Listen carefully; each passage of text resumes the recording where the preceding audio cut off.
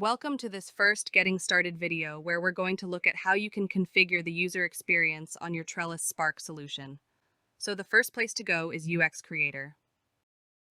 The UX Creator is where you will configure your user experience.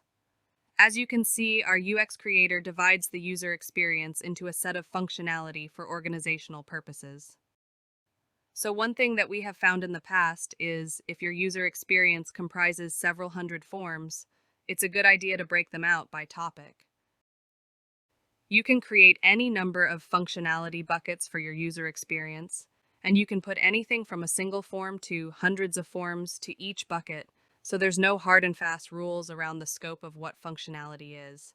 Your solution will have a bunch of very basic samples of functionality to get you started. Please feel free to delete or modify each of these samples as you require. One thing that we do warn you is not to touch the server owner or the workspace owner functionality unless you're an advanced user and you've talked to somebody from GreatIdeaz first. These two elements of functionality of what actually defines how the Trellis Spark application works and who has access rights to your Trellis Spark implementation. Creating a new bucket for functionality is very simple.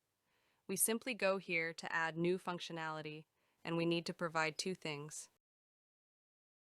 We need to give it the name of the functionality and a prefix. For example, let's say I was trying to build an application for a veterinary practice, and one of the things that I needed to be able to add my user experience was information about animals.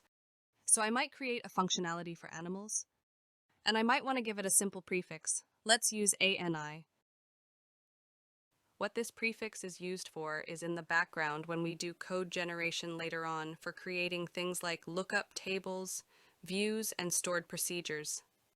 Anything from the functionality animals will be prefixed with the 3 letters in the prefix. That gives us an easy way of seeing in the database when we're looking at the database objects, which of those database objects, whether they're views or tables or indexes or lookup tables, are all associated with the animal's functionality.